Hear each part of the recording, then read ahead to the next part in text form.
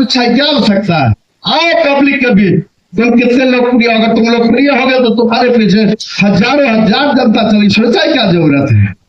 अभी मोहन भागवत आए हैं पटना में, नागपुर से चल के आए हैं पटना में, उनको Z+ सुरक्षा मिला है। इस देश का किसी भी संवैधानिक पद पर बैठा व्यक्ति नहीं है वो। मोहन भागवत इस देश का किसी भी संवैधानिक पद पर बैठा हुआ व्यक्ति नहीं है, लेकिन उसको मिला है क्या? Z+। क्या हो रहा है? क्या हो रहा है? मोहन भागवत को उसको Z+ सुरक्षा दी गई। कौन त्याग उसने किया देश के लिए? कहाँ उसने खून बहाया देश के लिए? आप लोग जान लीजिए कि RSS जो संस्था इस देश के विकास में 1% भी वो क्या कहते हैं इनकम टैक्स या टैक्स, किसी तरह का टैक्स RSS इस देश के लिए नहीं दिया है। आज तक इसका इतिहास है, RSS संस्था जो है किसी तरह का टैक्स इस देश में नहीं देता है, लेकिन हमारे और आपके टैक्स से उसको Z+ सुरक्षा मिला हुआ है। कौन होता है भाई? देश का आजादी की लड़ाई लड़ा था क्या RSS के लोग? कोई देश की आजादी में अपनी कुर्बानी दिया था क्या?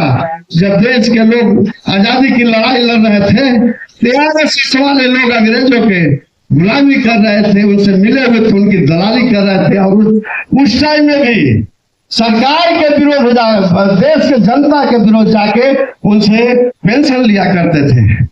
वो RSS प्रमुख को मिला हुआ Z+ सुरक्षा, जिसके देश के विकास में बलिदान में कोई योगदान नहीं है, लेकिन उसको Z+ सुरक्षा किस बात का? जो आम जन से चुना हुआ व्यक्ति है उसका तुम सुरक्षा वापस ले रहे हो। जो न इस देश को टैक्स देता है, न पब्लिक से चुना हुआ कभी प्रतिनिधि रहा, उसको टैक्स, उसको सिक्योरिटी की क्या जरूरत है?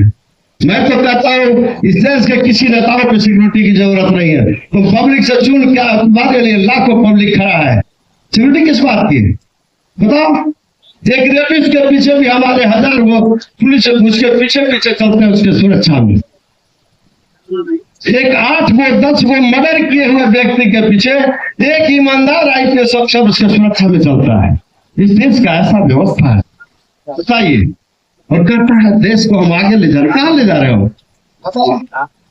जिस देश के गरीब लोगों को देने के लिए पैसा नहीं है, पेंशन देने के लिए पैसा नहीं है, विधवा पेंशन तुम रोक दिए, वृद्धा पेंशन तुम रोक दिए, जिसमें बूढ़ा बूढ़ी और विधवा माताएं और बहनें जो थी उस पेंशन पर आश्रित थी, 4 महीना से तुम पेंशन नहीं दे रहे हो, और तुम सैटेलाइट सिटी की बात करते हो। बताओ, तुम्हारे पास पैसे नहीं है कि तुम पेंशन दो, और तुम सैटेलाइट सिटी की बातें करते हो।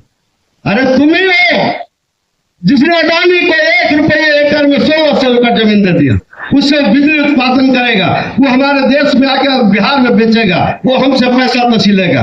किस बात का उसका तुमने दिया? लाखों हरा आम का पेड़ तुमने कटवा दिया। कौन है? अडानी का क्या योगदान है? अभी पंजाब में जब इतना बड़ा बाढ़ आया था, या जितनी भी आपदाएं आई इस देश में, कभी भी बढ़ चढ़ के अडानी और अंबानी ने अपने तरफ से दिल नहीं खोला, अपने तरफ से गरीबों के लिए कुछ दान नहीं किया। अब तुम उसके लिए सारा देश का संपत्ति बेच दे रहे हो, दान करते रहो। एक तरफ करते हो, कांग्रेस ने 70 साल में क्या किया? तुमने क्या किया? एक आध को फर्म तुमने आज तक खड़ा किया जिसमें 30,000 50,000 बच्चों को नौकरी हो सके? एक भी तुमने फर्म खड़ा नहीं किया, और जो कांग्रेस द्वारा बनाया हुआ चीज था उसको तुमने सब बेच दिया। अब तुम कहते हो कांग्रेस क्या किया? यार तुम अपना हिसाब दो ना। अभी 1 सप्ताह पहले की बात है, जो आप आयुर्वेद कॉलेज में या आयुर्वेद हॉस्पिटल में जाते थे, जो सस्ती दवाएं आपको मिलती थी, जानते हैं इस देश में वही एक आयुर्वेद का फैक्ट्री था जो सरकारी था, जिसको इन्होंने 124 करोड़ रुपया में बेच दिया। वो कभी भी घाटे में नहीं गया।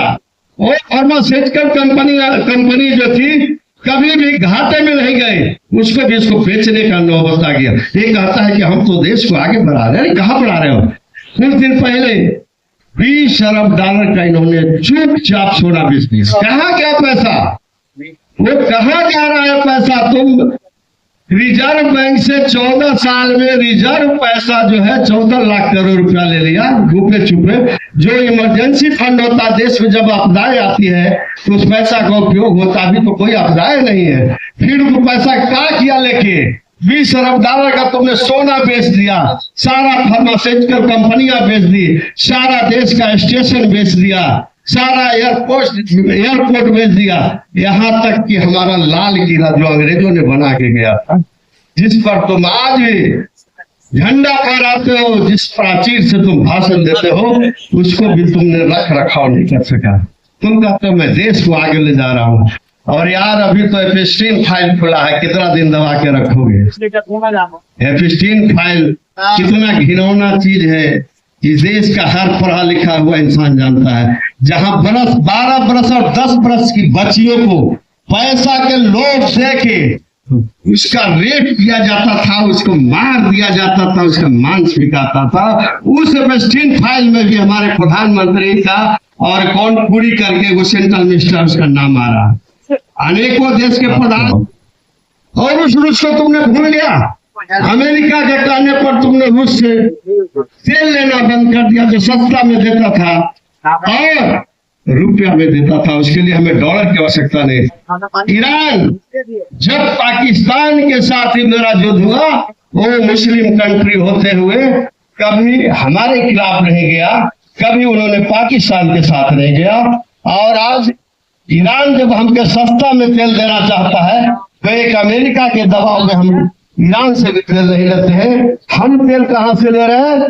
वेनेजुएला से ले रहे हैं, जिसके राष्ट्रपति को पकड़ के किडनैप करके अमेरिका ले गया अपने देश में, जिसका तेल रिफाइन करने में 75% शुद्ध रह जाता है, 25% बर्बाद हो जाता है। महंगा भी तेल है।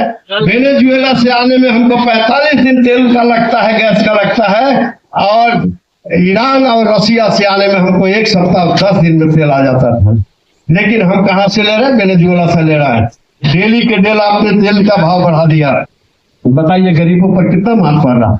एक चीज और अभी गौर करने की बात है भाई, आप लोग बैठे हैं यहाँ, एक नया शिगुफा इन्होंने छोड़ा है, यूरिया से खेत को बचाओ।